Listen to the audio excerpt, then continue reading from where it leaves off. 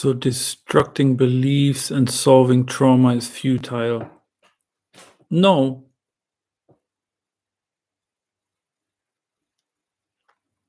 but ultimately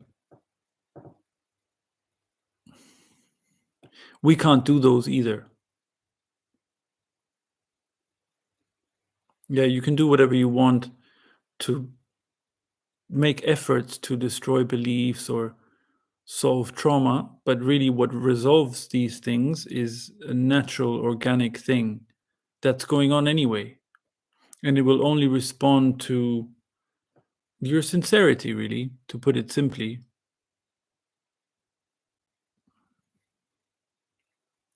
But these are all things we take on board, like to you know show that we're doing something, or to as a sign of sincerity, or like undertaking working on ourselves, or yeah, dealing with solving trauma, things like that. How can we solve trauma, really? How would that happen? It's only something that can heal naturally. So we can't do that. Yeah, if you get a cut, what heals that? It's the body. It's a natural process.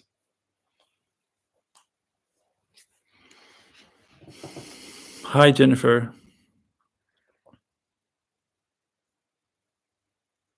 How do we keep an eye that we're being sincere or not acting out of ego? You don't need to keep an eye on it. You sense it. Mostly you sense it, and sometimes you don't know, and then you'll realize afterwards.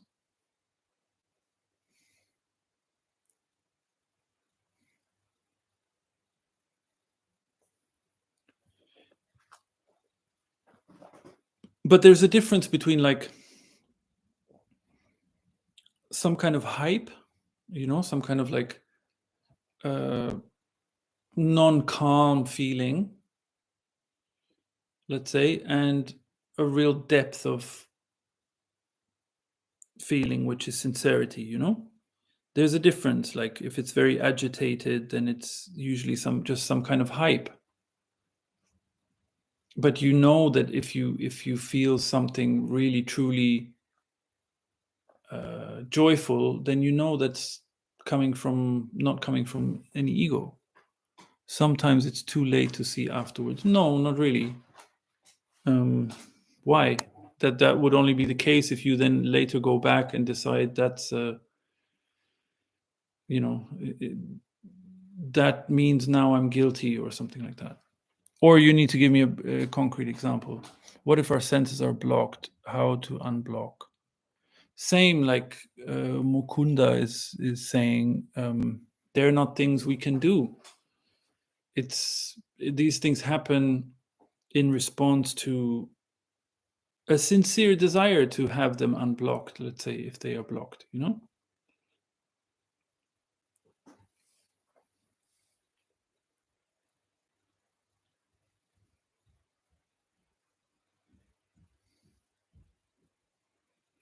I mean, in all these questions, the thing that isn't seen is that how much we are already taken care of. It's more seeing that than trying to add something new, which is to find some correct way or trick or tactic or strategy or something.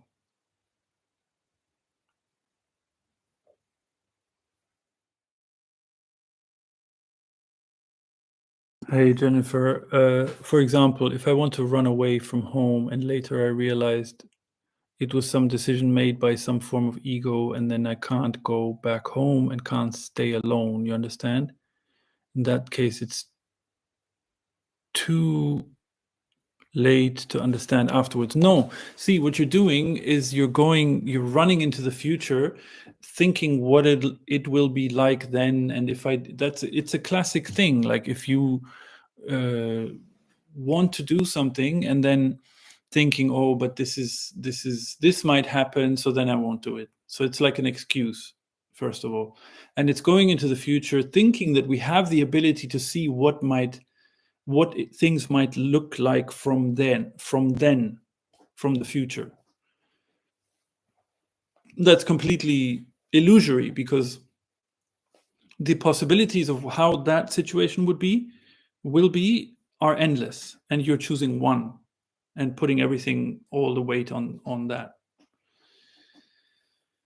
So to answer your question, the decision, if it's made,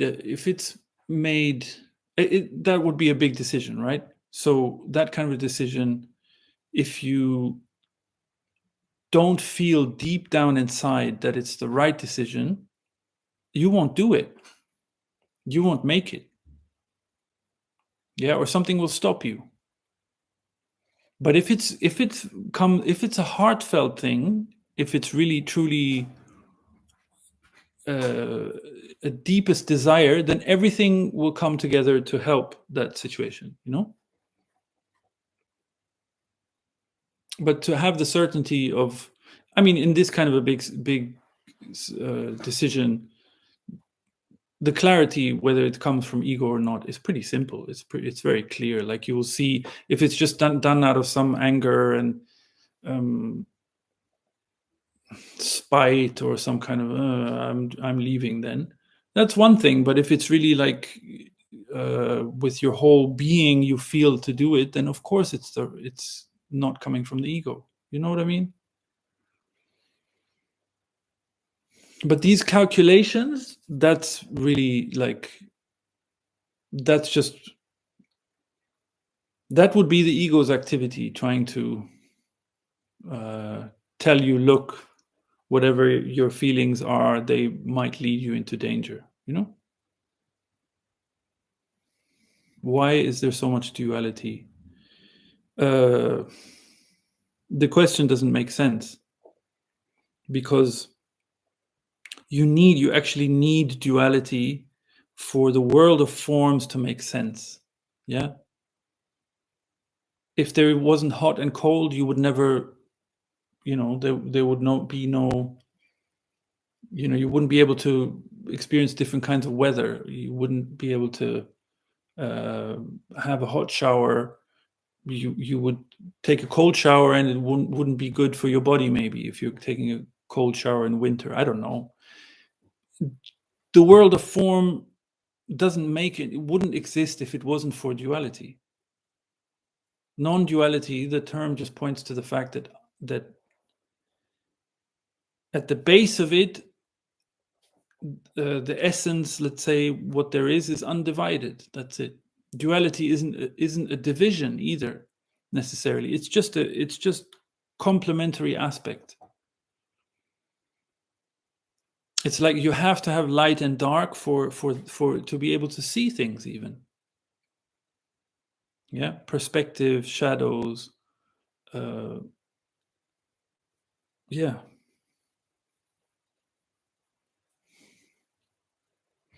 Duality isn't something to be overcome. That's a unfortunate dogma of spirituality, which is always trying to reach some kind of perfection, some kind of bodiless perfection. Yeah. It's just human vanity.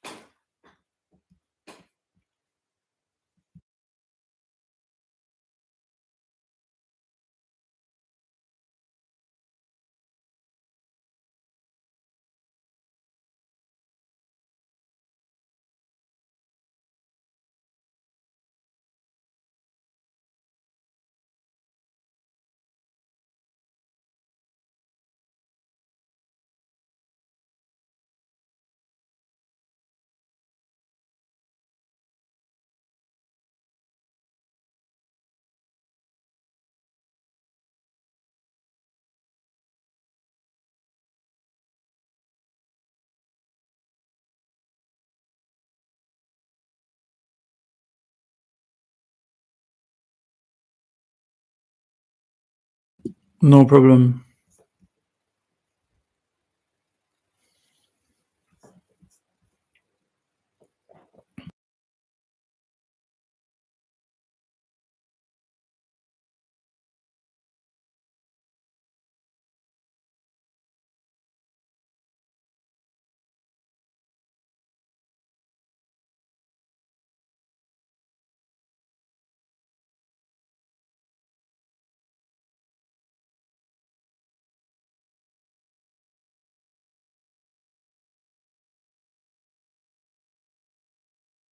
There's a nice question. What is liberation actually? Um, it's the primary reality, you could say. Yeah, everything is free. So if we can, let's say, for argument's sake, we can agree that everything is energy. Yeah, in its origin or in its essence. That's all there is. Yeah, science even says it. Or they're almost there, maybe. Uh, the idea that what we see as matter is 99% empty space. Yeah, and what's that remaining 1%? It's just more dense, and it's also energy. Maybe it hasn't been defined that way because because of the clinging on to the belief that there is some objective matter. Anyway, uh, so energy is a nice and neutral term. And how can energy not be free? By definition, what comes up when you think of the word energy? If you had to use another word to describe it, I don't know. I don't know one, but what I do know is that it's free. Life itself, life, even, yeah, the word, what comes up when you think of the word life, whatever that is, how would you describe it with a different word? I don't know, but it sure is free. Yeah, so liberation, the way we commonly refer to it with in a spirituality context, is actually just living a fulfilled life, allowing our true nature to come to expression. That would be it. It would be freedom from certain constraints that are man-made. Yeah, it's a kind of a slavery to the ego, and maybe to the collective ego, you could say, which are the norms and traditions and rules and all the things that we should be following. Yeah, there's a bunch of mistaken ideas that create this so-called world, which is by that I mean the human-made paradigm or structures of society. There's a load of beliefs underlying those. Yeah, so like, and they're all based on lack. So, for example, the pursuit to earn money and survival, so-called. Uh, yeah, this is all based on a sense of lack. It's so liberation, I guess, would be living truly freely is to live kind of not plugged into these structures,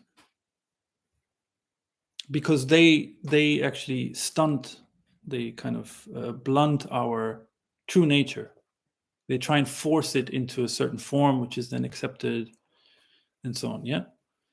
So living freely would just be a true expression of our uniqueness. That's the point. That's the whole point. The whole point of this diversity of forms is that each one comes to full expression.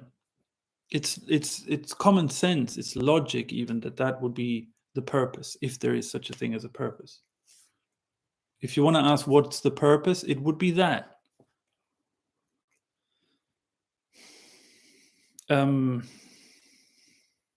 Not that we need to even talk about a purpose, because that would just be us talking about it. Yeah, but if the question comes up, the answer would be that. So the full expression of each living beings, of each form's uniqueness, that's the flow, that's the tendency, that's what nature does.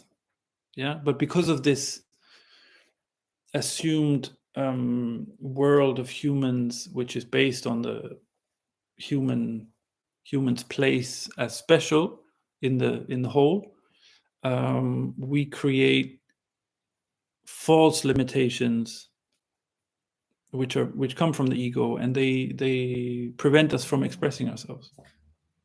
So liberation would just be that, living truly free.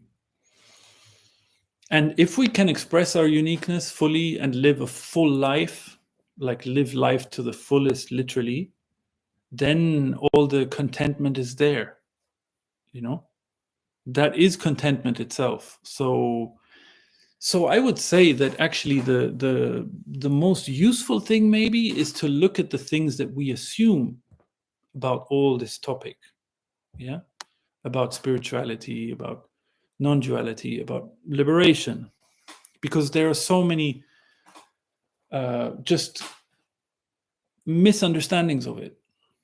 Those are the ones that prevent us, because then we accept something as true, like, for example, that we, through self-inquiry, we can reach somewhere, or that one day we will, like the question of why that one person and not me, that only comes up because we think that someone is in some permanent state of bliss, and that's the goal, and that even like if I'm saying this now, oh, then he can't be right, because actually that's what I really want, is some permanent state of bliss.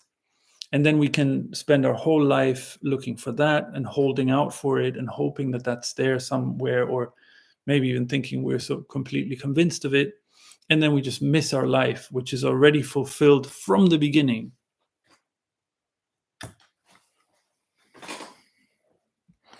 From what do people want to get liberated? Well, there is a natural desire to be free of these, of like unnatural fetters, like unnatural conditions. Yeah, that's natural. Doesn't matter how egotistical we are,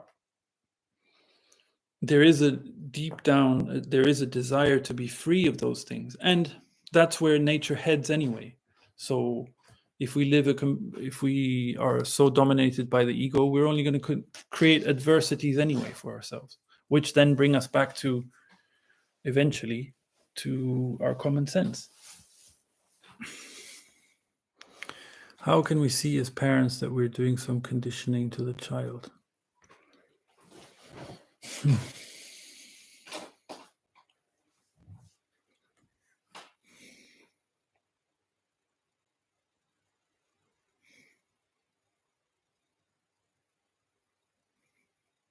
Well, the first thing would be,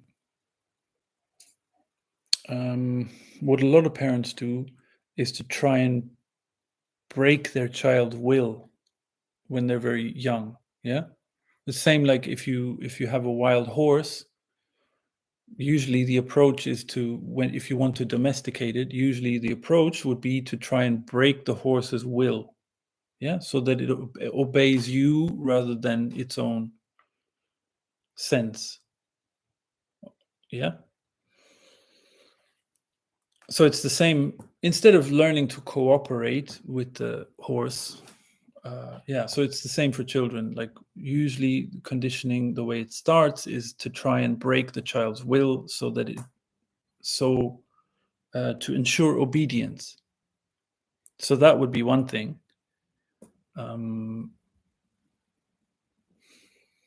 And I would say overall, in general, the more we can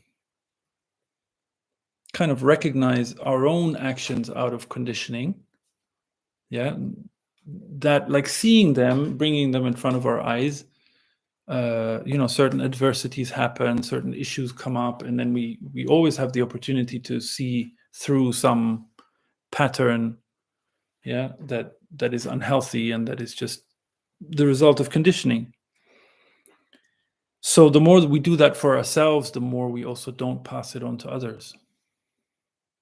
But there are a million ways. Like each situation brings up, how are you going to relate to this situation? How do you relate to a child comes home and this has happened? It really depends how you relate to your child. If it's with firmness and with love, then the child is actually protected from the conditioning, which would be our natural function,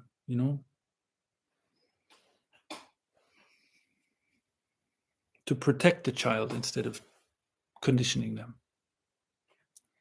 I mean, the basic idea when raising a child, the basic assumed consensus is that children are a blank slate.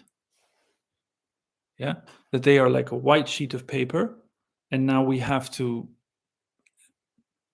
draw things in. So we have to teach them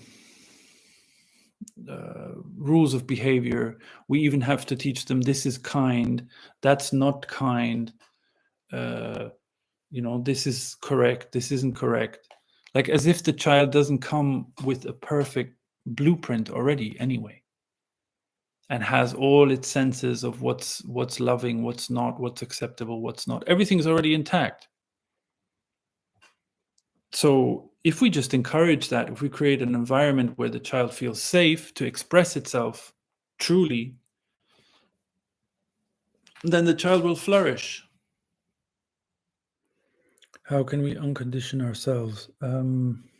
Like I was saying, you see it come up in daily situations, day-to-day things, how we relate to others around us, the so-called difficulties that we face. Even how we relate to good things happening, like, if we take it for granted, or if we have some sensitivity to the fact that things happen as gifts in our lives. The unconditioning process happens anyway. Even like it's just a question of, like, if you hit your head against the wall with something, with something you keep repeating, some habit, some behavioral pattern, whatever, and you bang your head against the wall and you experience like adversity because of it, that's actually a natural unconditioning process. It's already happening. But we don't need to go all the way there every time, it's really about where our sincerity lies. Like where do we give our energy? Like do we constantly make effort to be liked by others around us, for example?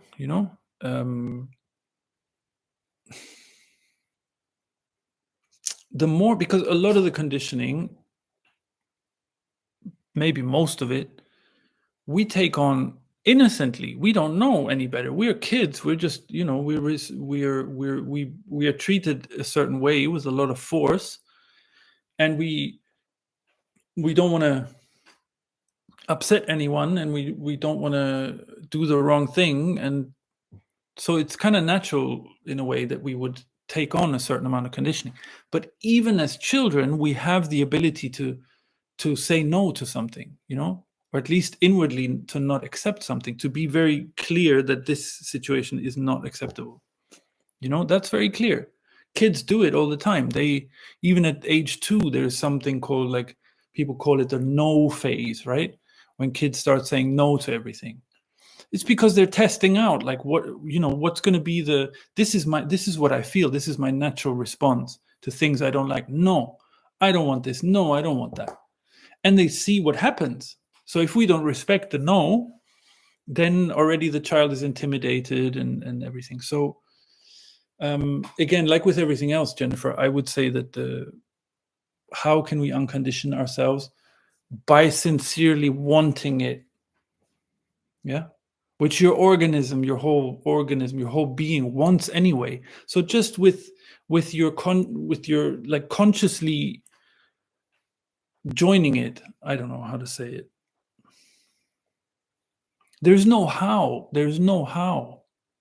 There's just your desire to not be conditioned, or there's your happiness to continue in the same old ways, to not upset anyone, to be liked by others, to get a good position, to get good status, and get lots of attention and stuff like that. If you're not interested in those things, then you can't miss undoing any conditioning, and you don't even have to undo all conditioning to live a free life. That's not the case. That can go on afterwards as well, once the ego is really kind of not in control of the personality anymore. You know what I mean?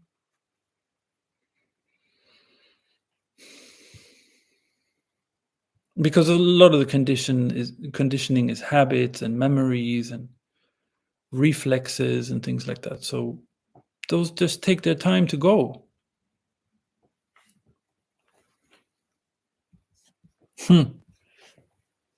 Nice seeing you, Jennifer. I'm glad you enjoy the talks. How did you get interested in this topic of non-duality? I don't know how. It's just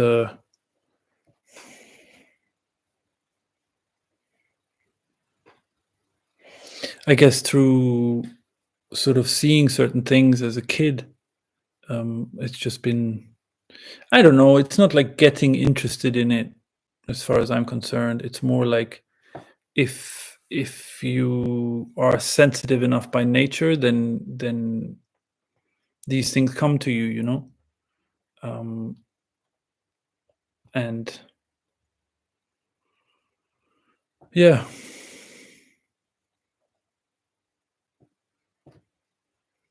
I don't know. Ever since I can remember, I've just sort of, I don't know, had an eye looking inward, if you want to put it that way. So it's not a question of interest. To me, it just feels like it. That's just the way I'm built. I don't know. But it's nice to be able to talk about this. I mean, actually, the topic non-duality, the way it gets talked about, like the way you see so many YouTube videos and all that, that whole topic, I wasn't aware of these discussions going on in this, like named like this, until some years ago. I had some opportunities to talk about this stuff with a couple of friends when I was young, and then I always enjoyed those conversations so much. So it's obviously it's a natural desire to, or always a joy at the opportunity to talk about this stuff. So yeah.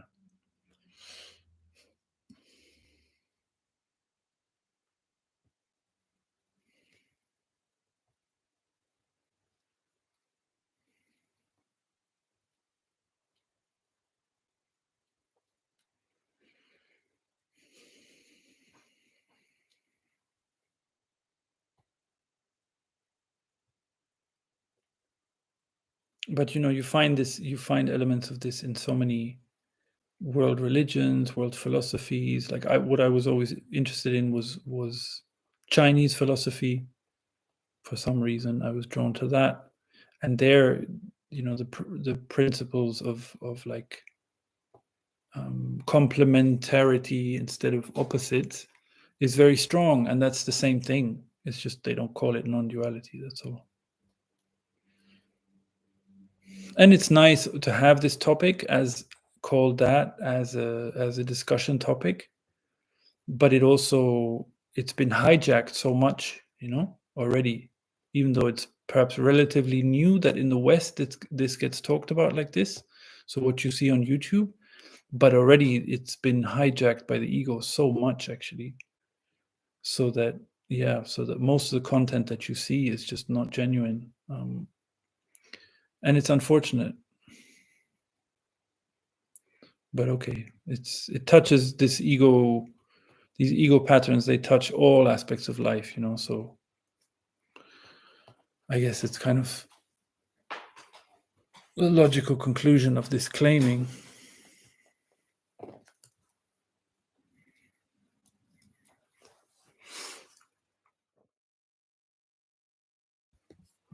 What did I study in Chinese methods? I didn't study anything. It's just Chinese philosophy that I found interesting.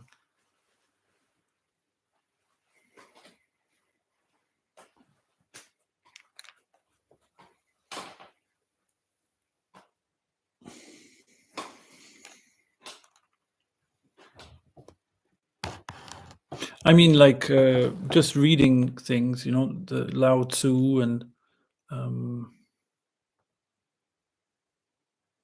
yeah, and I learned Tai Chi when I was young, so that also, I guess, made me interested in it. I don't know. It just had a nice. What I liked about it is that it's kind of very down to earth, very close to nature. That's always there's always the emphasis that um,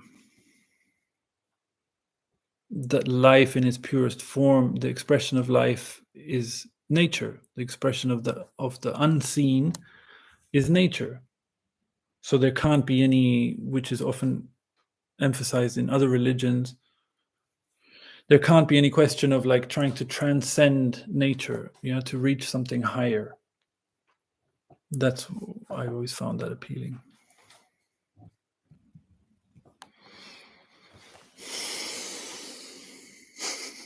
Are you living like a normal guy? I mean, are you going to a job, etc.? Of course, I live a completely normal life. What would be a non-normal guy, really? Whoever is not a normal guy is kind of, I don't know what trip they are on, but yeah, um, yeah, of course. I meant normal in the sense of usual way of living. Yeah, I don't know what the usual way of living is. If you're asking about if I have a 9 to 5 job, no, I don't. But that's just the nature of my work. I don't know then what a normal usual way of living is. I don't see any standard there. People live in so many different ways.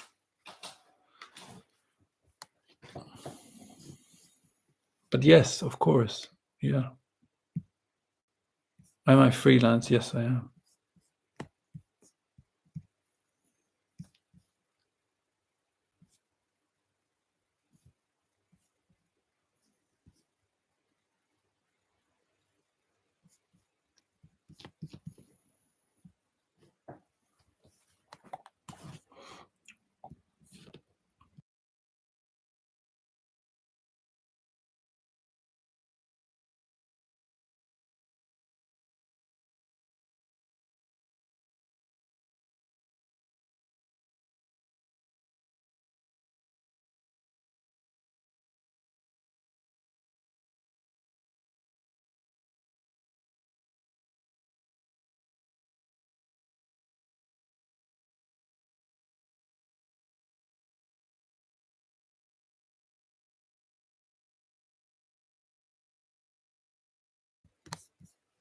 Is there an individual person that acts?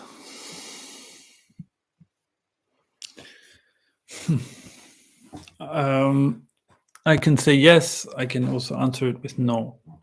Ultimately, there is no one who is separate from everything. But I could also say that in our the way we commonly speak about it, yes, of course there are individual personalities. There is diversity of expression. So each living being, not just humans, each life form is completely unique. And the acting would be, if you can call it acting, that today I want to go for a walk, then I'm deciding to go for a walk. I can say that, but ultimately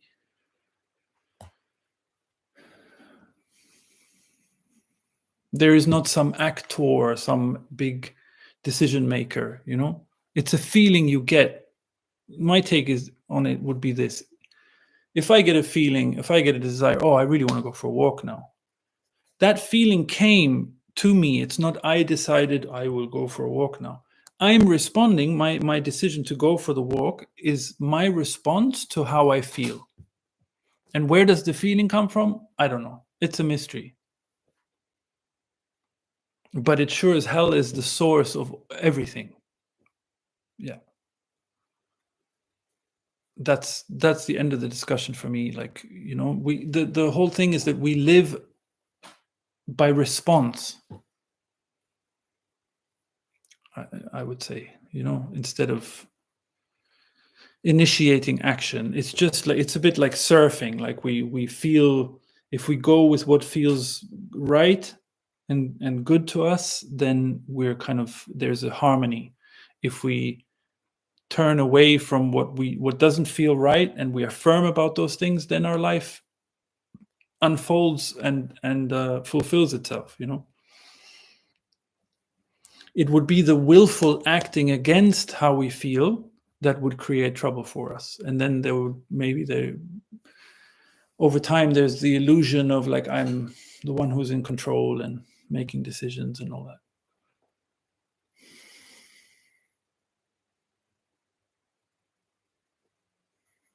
Trauma healing is to release stuck fight flight response, I'd say, which the body does naturally if it's not suppressed. Okay.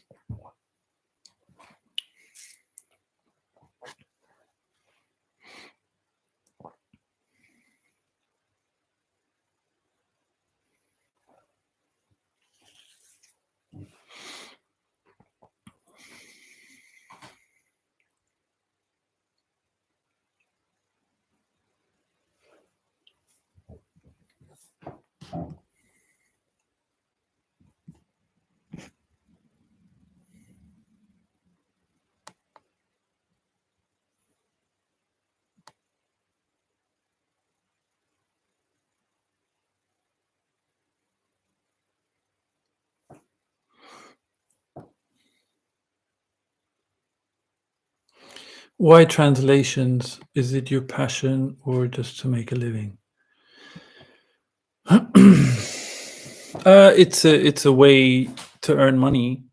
I got into it because I had a family member who was publishing articles and she wanted them translated into English, so I did that at a kind of relatively young age, and then from that got contacts and got more work. No, but it allows, it's not my passion, I would say. It depends, really. It depends what I'm translating. Some things are super interesting, some things are very boring. But it's very nice to be able to work that way because it gives me freedom to do other things. Yeah.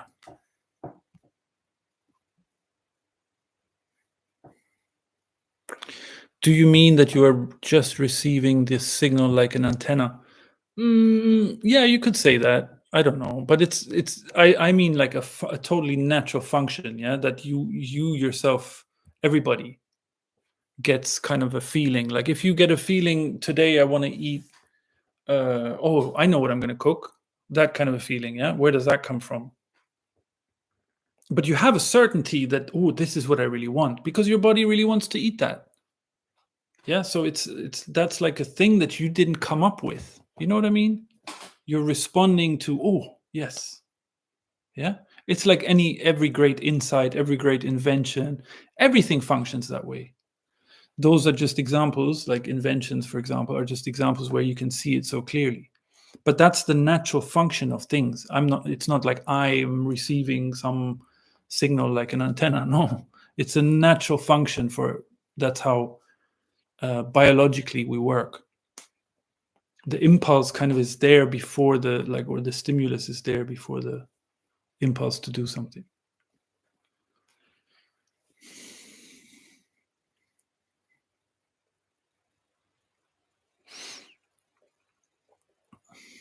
Yeah, sure thing. I believe, reading your name, I believe your name would be Anna. Where are you writing from, by the way, guys. I know, Jennifer, you're in Kerala. I know, Vinny Veloce, you're in Romania. Mukunda and Anna, where are you writing from? It's just, I'm curious.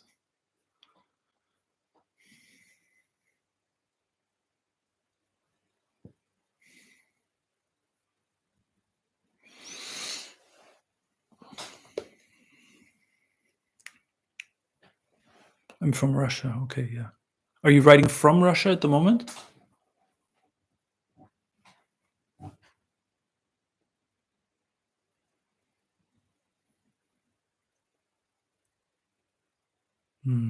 Wow, I've never been, but I would love to go.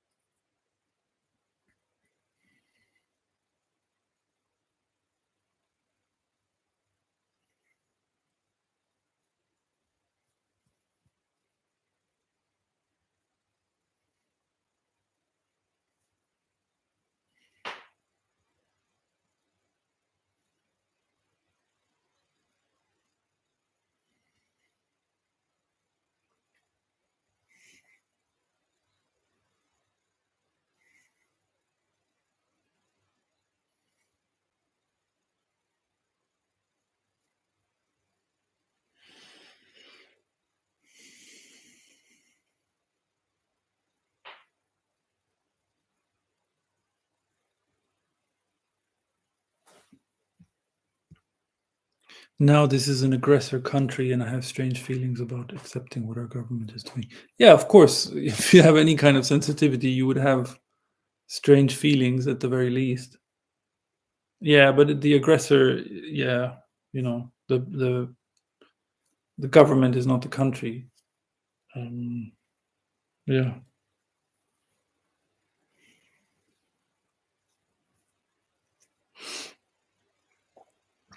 but it's really a case of the history repeating itself, right?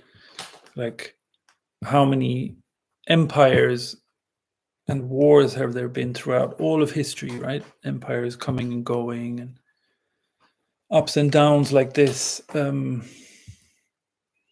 But it's really, at the end of the day, the politicians that act in our name, they can only act a certain way if we aren't firm about what's acceptable and what's not. So if enough people either agree or are like, yeah, well, we can't do anything about it anyway, then the easier it is for aggressors to be in charge, or to do aggressive things. Yeah, that's all we can do, though, is to be firm about these, like what we're saying about the signals, let's say. Yeah, like I was saying, whatever, a response, it's the signal, let's say, or the stimulus is an opportunity.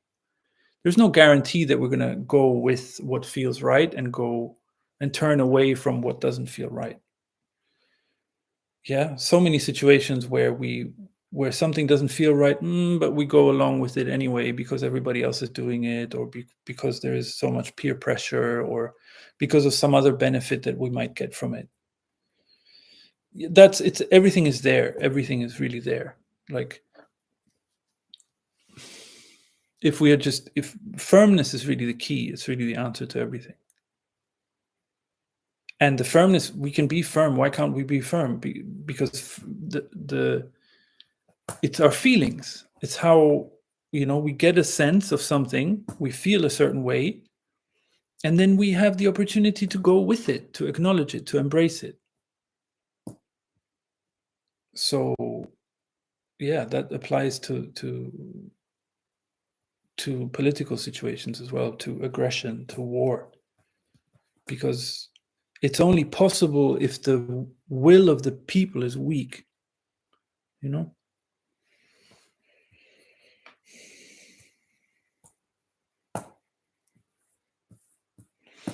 and then I realized that I was spreading the energy of destruction. I realized that I needed to do something to create, and I started volunteering. Okay. Why were you spreading the energy of destruction?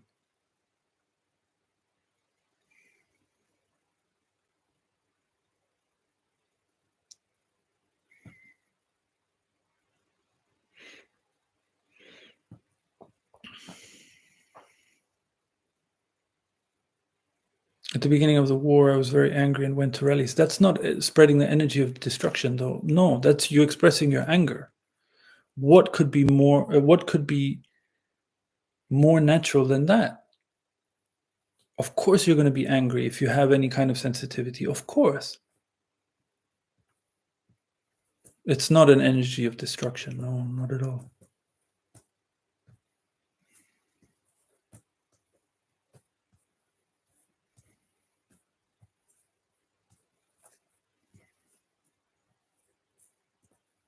No, no. There's definitely a difference between being destructive and responding through your natural anger. Anger protects you. Anger is you saying no to something. Negative thoughts destroy the world. Yeah, okay. Dwelling on negativity. Okay, I would agree with you, but being angry about something is not. That's not the same thing.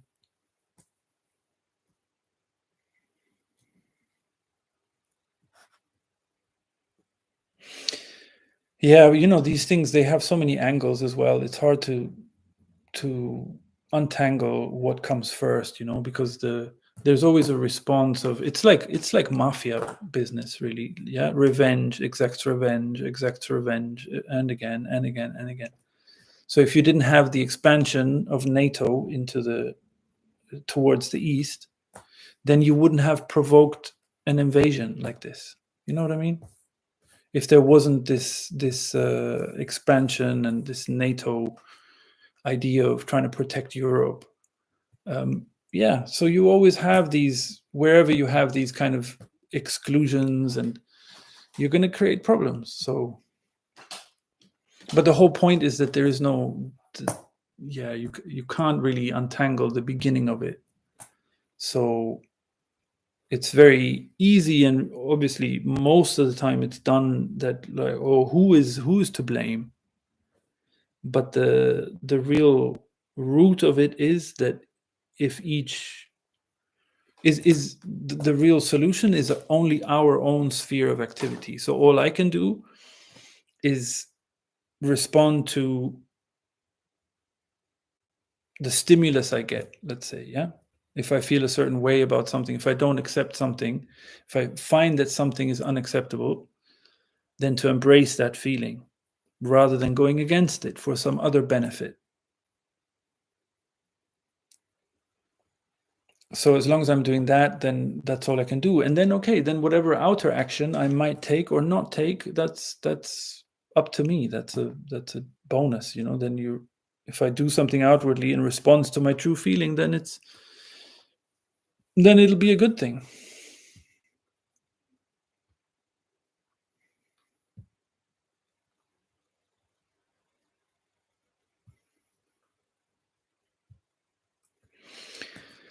But also plenty of people do make all kinds of efforts just to fulfill some, because they want to be seen as good. Like, so if I'm doing some environmental action, something, or like, oh, I'm definitely someone who cares so deeply about the environment and all this, and all the while not realizing that they're acting from the same human-centered view as what they are apparently trying to rebel against. This is the thing, like, if we're acting on images we have of ourselves, naturally, by nature, we don't need any images of ourselves at all. But if we're so busy, you can hear it in people who always talk about themselves. You can notice it, like, if there are so many self images that we have, I am like this, so many definitions. Yeah, I'm like this, I'm like that, oh, I'm this type of personality, I'm like this. Then you're just walking around with a bunch of images for which you seek attention, or you carry them to attract attention, and then you're not, then that would be destructive energy. Yeah. That's ego. Like there, it's easy to define something as negative energy, like just because someone says no to something, for example. Yeah, because, oh, don't be so negative, don't say no all the time. So it's really it's a subtle differentiation which can only be reached in our feelings, or our deepest senses. Like, I don't know how to put it.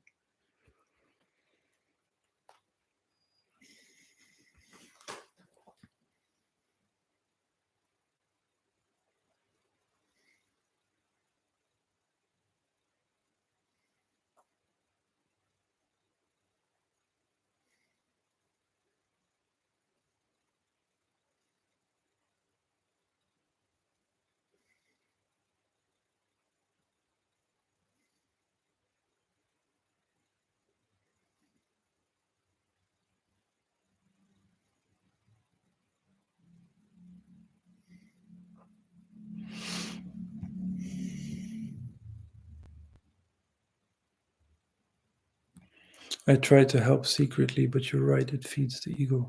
It depends. It depends what you're trying to help, and out of what, from what motivation. It doesn't necessarily feed the ego, but it can. And the ego is really the only source of disharmony that there is. This thing of self-images, of how we define ourselves, how we see ourselves. Oh, I want to do this action so that I can be seen as this kind of person. Yeah. Or I'm trying to do good. I want, instead of just doing things for their own sake. I remember doing a talk one time. This was in person, like live, and we're talking about this thing of self-images, and someone was like, "Oh yeah, yeah, oh yeah, I know what you mean." Like, um, I don't really have any. Like, I was giving the example, like someone is like, I don't know, someone has a passion for writing, but now I am a writer, like now it's all about oh, I'm an artist, and artists suffer, and all this, like all the things that go with it, right? So they have a self-image of a writer. It's claiming your gift. Or if you have a talent for painting, now I'm a painter, I'm such an artist. Then you've claimed, you've kind of ego has hijacked the gift that you got given. Again, it's something you were given, you received it, like every stimulus. It's a responsive life. So then someone was like, oh yeah, I know what you mean. Like, I don't really have any self-images at all. Like, I don't consider myself as being this or that or anything like this. I think I'm like, I don't see anything. I think what I am is a fixer. I fix people's problems, and boom, there it was. So now so that's like the self-image of that she was carrying around, of I am the one who fixes other people's problems or whatever. But it's so ironic, like how blind we are to it, like this assertion of like, oh no, I'm not like that. Oh, but I'm like this. It's insane. And these self-images are what's meant by the self, the no self thing. That's this, that there is, by nature, if you see it, if you see like who am I, for example, the question, who am I? If you went there, you got a sense of I, let's say, and then you take away the word. Like, what does it evoke? You take away the word, and then you're just left with what? Some sensation, some sense of, you can't even say a sense of something, because it's not a thing. You just sense some energy, right? That's all you would ever sense. So the self would be all the accumulated self-images. Like, it's literally projecting it. Like, look, this is what I am, this is what I am. It's fakeness. It's like behind some, you're always walking around with some mask that you're showing. Yeah, that's what it is. It's nothing more than that. Like, and in that sense, living a free life, being truly free, is living without those kind of masks, without seeing clearly that you don't need any self-images, that whatever energy is already there, all it wants to do is be playful, and it is already playful. All it wants to do is express whatever. If it has abilities, some talent, all it wants to do is express those, you know? Yeah. So that takes care of that whole no self discussion, which seems to be so put on a high pedestal in this discussion of non-duality, unfortunately, without really seeing what's actually going on.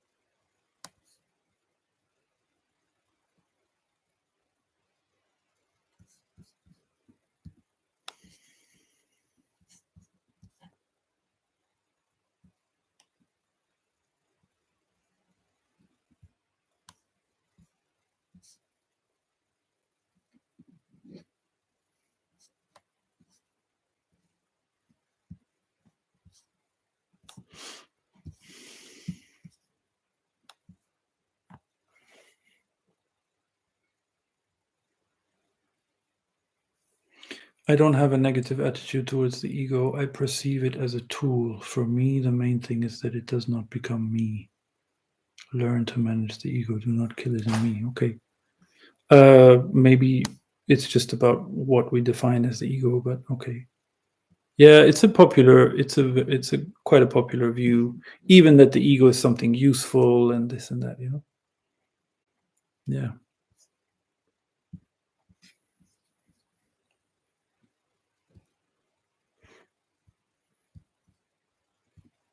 It's actually that which perpetrates destruction, you know, really. And it's the only thing that does it.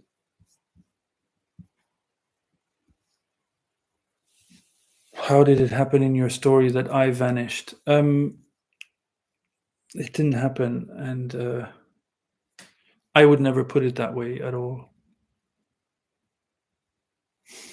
I don't know.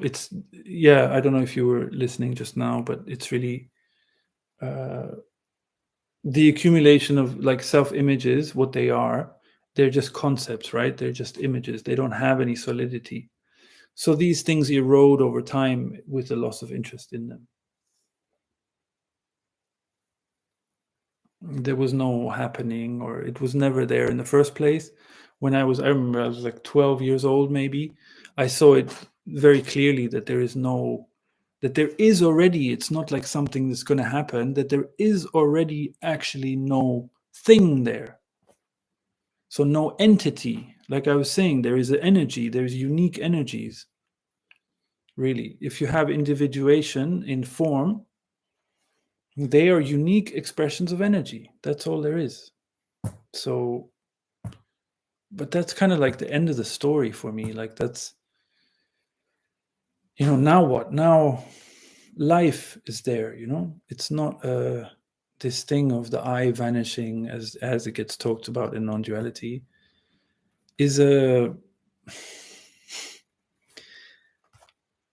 you can have the clarity that there is no I, and still that doesn't mean that there is a truly free life being lived there, that there isn't this slavery to the ego going on anymore. So yeah, it's it's focusing on something that's a very small aspect, and it's always to do with the human-centered view. It's all about us. Even with the non-I, it's all about us.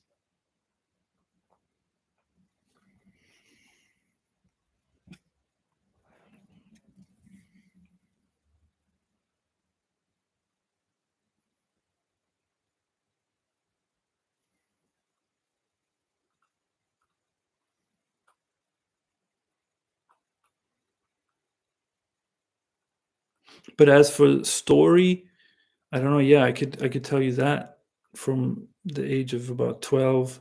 But even ever since I can remember, even in my first childhood memories were kind of some strange feeling about what's going on here with this conditioning and people around. Like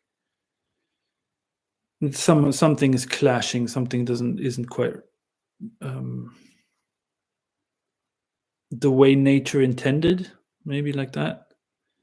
And then when I was 19 years old, I just remember waking up one morning and I just got a sense of like game over. Like no, I guess seeing like any sense of lack was just gone. Um, yeah,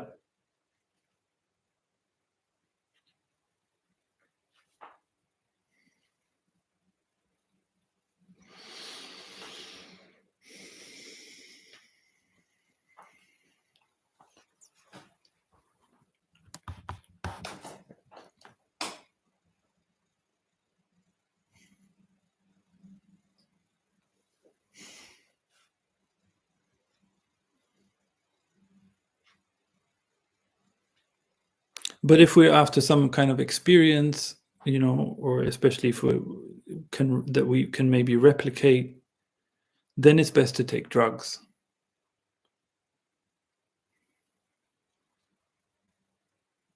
Because it couldn't be any more like the day you were born. It couldn't be any more uh, ordinary, like a child that you see. You go and, I don't know, you go to the park and you see a child laughing and playing. It's never going to get any more special than that. It doesn't matter how much spirituality we're into, or how many videos we watch, or how many ideas we entertain. Or on the contrary, the more we do that, the bigger the chance is of deluding ourselves. It's really just about living how uh, our nature dictates. Anyway,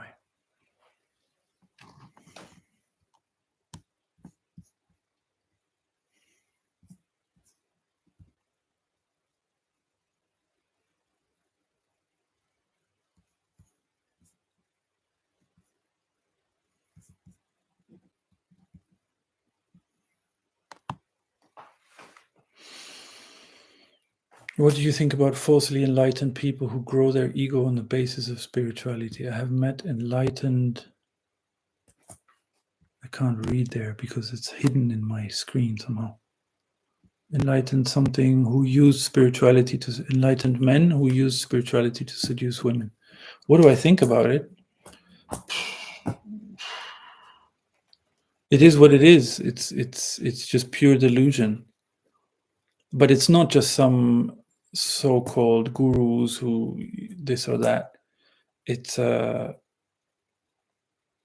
would say 90% of people who talk about this stuff, spirituality, non-duality, and so on, don't know what they're talking about, are on some ego trip. Or there are also those who are sincere, but they're not free. But there's an assumption there that they are. But what do I think about it? It's just it's an ego trip.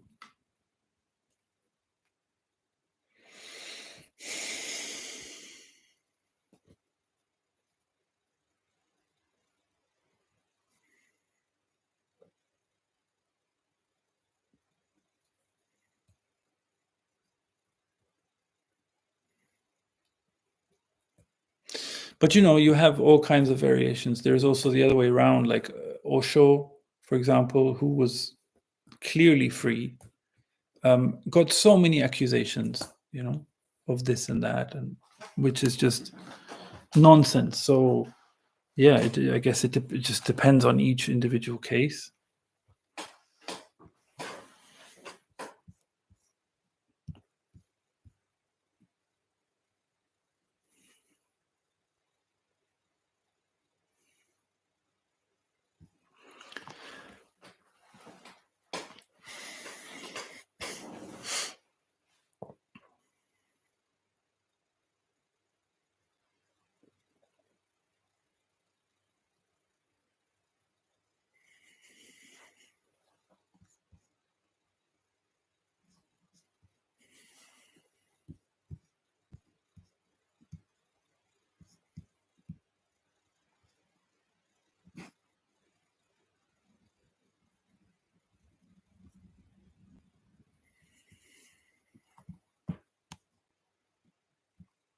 Hey, no problem.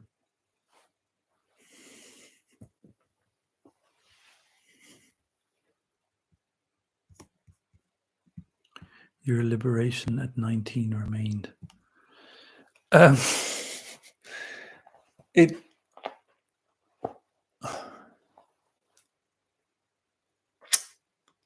Yeah, maybe the answer would be actually that there is really no such thing as liberation, because it's getting liberated from something, but the default position is already freedom. But yes, this sense of lack that disappeared at age 19, that didn't come back. Yeah.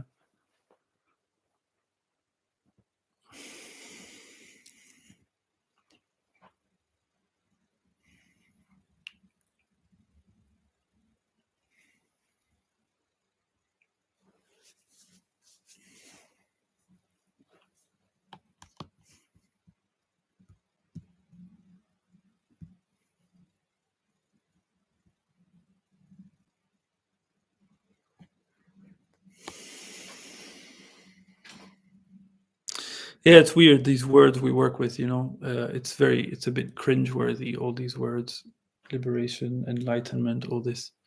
They don't describe the actual thing. They are like misnomers. They are words that have been pridefully used to describe something that is a natural process.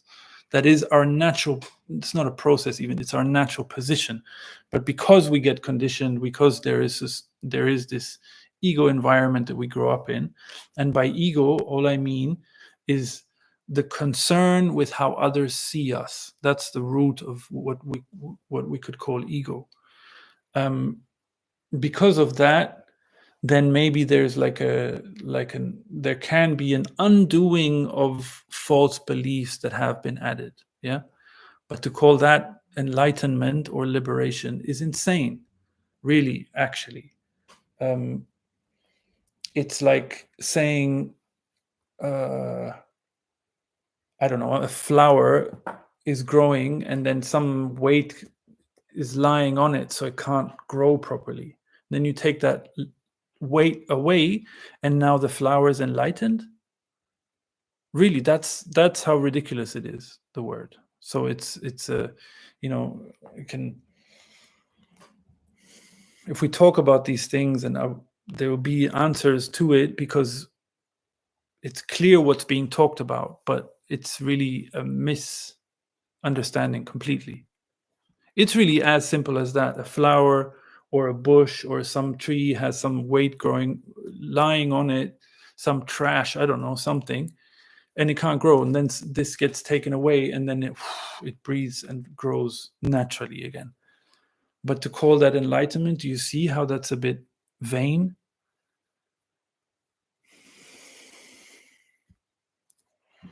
Was I involved in any kind of seeking before? No, no.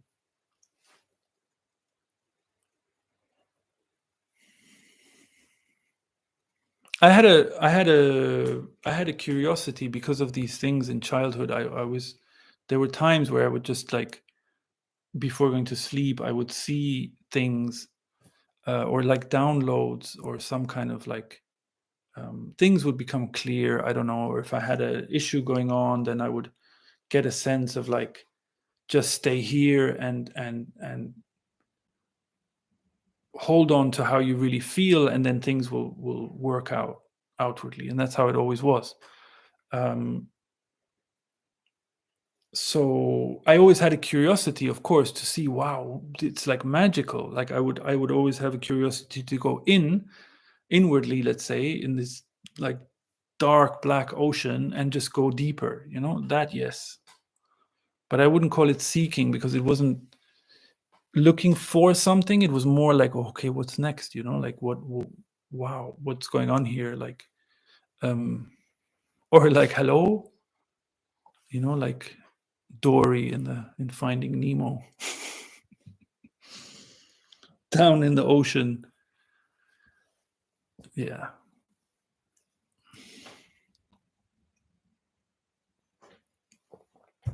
But seeking also gets very maligned, like you got to see the language that's being used. It's very dogmatic. It's very, there are terms, there's a no self, there's a seeking, there's the this or that falling away. There's all these terms like, okay, this is now the correct language to use, and now we're getting closer. Even seeking is so maligned. Like, what's, even in the Bible, you have it written, seek and ye shall find. And that's so true. It's actually completely true. Seeking can just be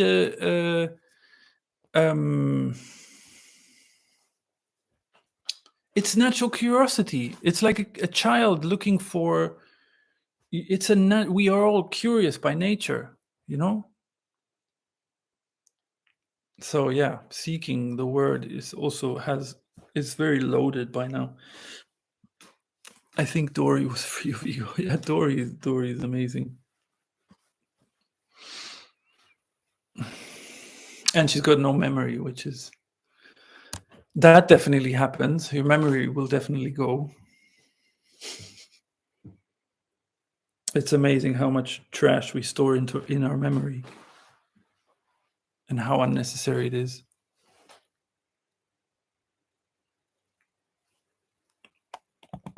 Sounds very spiritual or mystical in a way. Yeah, I really wouldn't.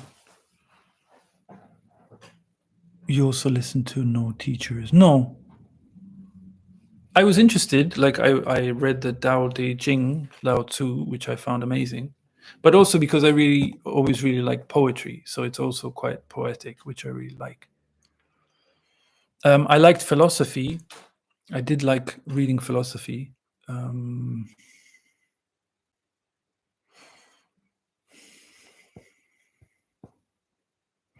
I mean, if you, let's say you have some introspection, yeah, you could call it mystical or magical, because it is a mystery at the end, yeah. But spiritual, no. Spiritual is really,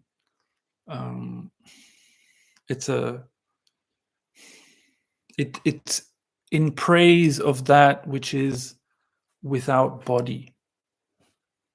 Yeah, and that's a legacy of religions, which are a legacy of this ego activity, which pronounces humans to be superior and everything that is animal and nature to be lower. So we have to cultivate that which is just pure spirit, and we have to overcome and transcend that which is earthly and low and dirty and sexual and all that. Yeah. So that's what spiritual in a natural way. No, there is no spiritual in a natural way. It's the word itself is just a misnomer. I don't know what it describes then. If you in a natural way, then there is just a natural way. That's the whole point. There is only the natural way, the way things are by design in nature. There is no extra. There is the formless, which form is just the formless taking some shape. Yeah, energy taking some shape. Actually, what it is love. Where you have so-called matter is where you have a density of energy. Yeah, density of energy through gravity. Gravity is attraction, and that's love. So the formless, if there's enough compression, then you have the appearance of matter. But the formless is already the formless. What more spirituality could there be? Or there is a formlessness with spirituality, or some without? Everything is a mystery by nature anyway. Like, where does this energy come from? I don't know. We don't know. Nobody knows.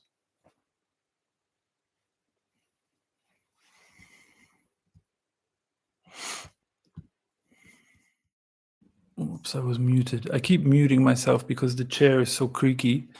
I thought if there's no talking, then I might as well mute it. So no way to end the dream of me. I guess it is what it is. Yeah, I think maybe you might be a little bit stuck on this me thing and no me, and like that you've kind of really taken on board the belief that the end of this illusion of me, somehow the I is the thing that needs to be overcome. I'm going to ask you this: what's wrong with me? And maybe try not to give me some Tony Parsons answer or Jim Newman or anyone else's. Really, what's wrong with me? If by me I mean this, I find it ridiculous to, like, if we talk about, okay, let's talk about here this is happening. There is as little a here as there is a me. But we do talk about here and there, like, oh, come sit here. Oh no, go sit there. It's necessary, like, to make ourselves understood. So what's wrong with using the word me? The issues are the self-images, the efforts we make to present ourselves as this. I'm so spiritual. I'm so kind. I'm so compassionate. I'm so noble. I'm so disciplined. Those are self-images. Those are the issues.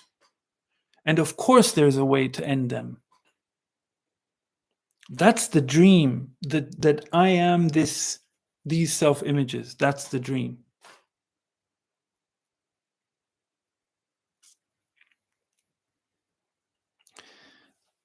Of course, there are a way to end those things. It's really a step down from an arrogance. That's it. If I'm sure we've all had it, experienced it in our life, that we are kind of repulsed by our own behavior in some situation where we haven't been very nice to someone or whatever. We've just done something rude because we thought it was cool or something. That's something, Now, if we're talking about the dream, again, there's a lot of confusion about that. If we talk about the dream, the fact that form doesn't really exist absolutely, in an absolute standing out kind of sense. If we say then, so we're saying like matter is just compressed energy, yeah? The gravity is strong enough to give the appearance of matter. But it isn't actually matter. It is still energy that appears as matter, you could say, yeah? So if you say that's a dream, so the fact that matter is a dream, why do we need to end that? It's the play of forms. It's the way we enjoy eating and sleeping and having sex and drinking wine and farting and all the rest of it. Why do we need to end that dream? In this sense, the only thing that you could say it ends is the realization that we don't need self-images to get by in the world. But what happens in conditioning from early on is that you are taught that you do need this and that effort, apply yourself, do this, do that, be dedicated in this way, that way. All that cultivates self-images, which we then walk around because we feel insufficient. So we walk around with images about ourselves. Here, look, this is me. Here, look, this is me. This is me. This is me. Yeah, this is what we're always projecting something, showing something to the world, which hopefully will be accepted. And if it's not accepted, I can turn it around as well. I can be the villain. I can be the bad one. I can be the rebel. It's still all self-images. It all happens within the same system of always this opposition, which doesn't exist by nature. So you see how the whole question of how to end this dream, and I'm here, but there, over there is some enlightened state. Why can't I get there? Why did someone else get there? And all that. It's actually all bullshit. That juxtaposition is a symptom, you could say. It was an expression of that same inner conflict, which is just about the images that I have of myself. So there's something you could do. You can see the images that you carry around of yourself. Those will come up in day to day, in our interaction with others, in how what we're doing, and how, like, in so many ways, in the little things, the daily stuff that comes up. So if we think like, oh, I have to deal with bills and this and that and work and blah blah blah, oh, I wish I had more time for my spiritual practice. Actually, that stuff is where it's at. The bills and the appointments and the this and the that, all the things that we need to free ourselves from artificial things, which would be ending the dream, are there.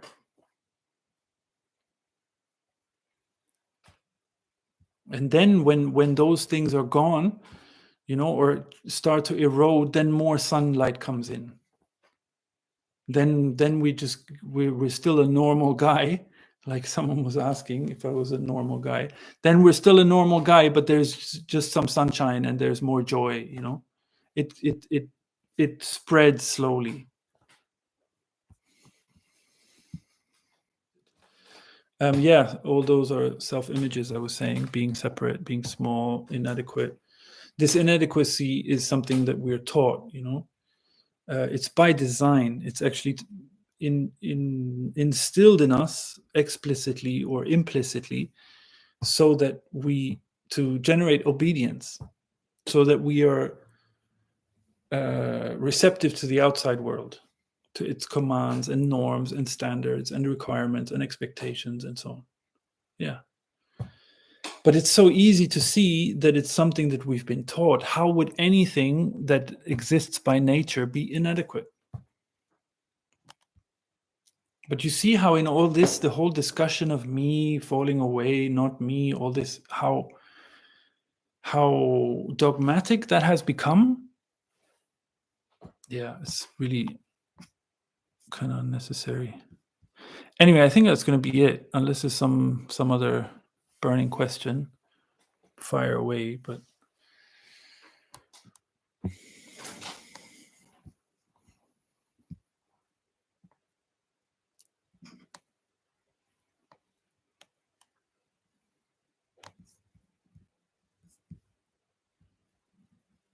yeah, sure thing.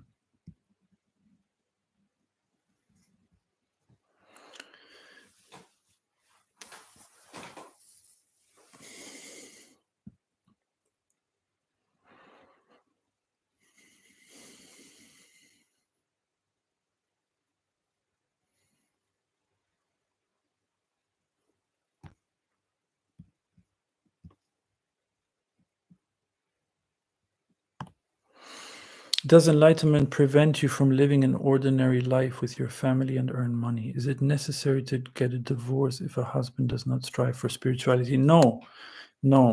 Again, like Anna, I don't know if you were tuning in or out, in and out, but the whole thing of enlightenment and spirituality is really completely unnecessary and describes something that is actually an ego trip or a vanity or an arrogance. It's only about living naturally. It's only about what is natural. Okay. If my and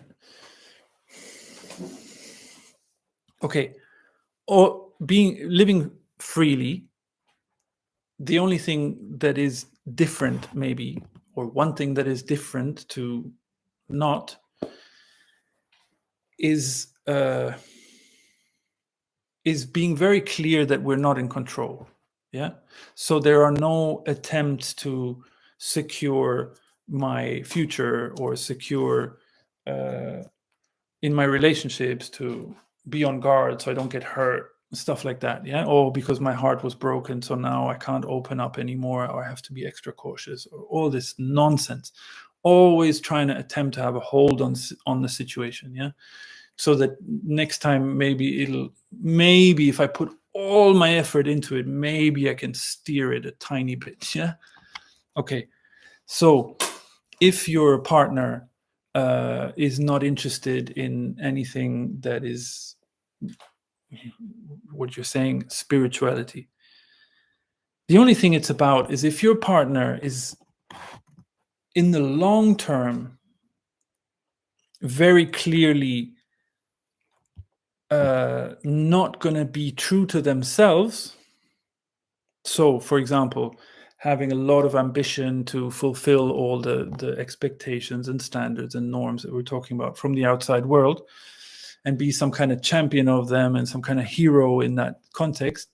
And there will be, that generates a lack of sensitivity anyway. But if there's like ongoing long-term indifference and those kinds, those are the things.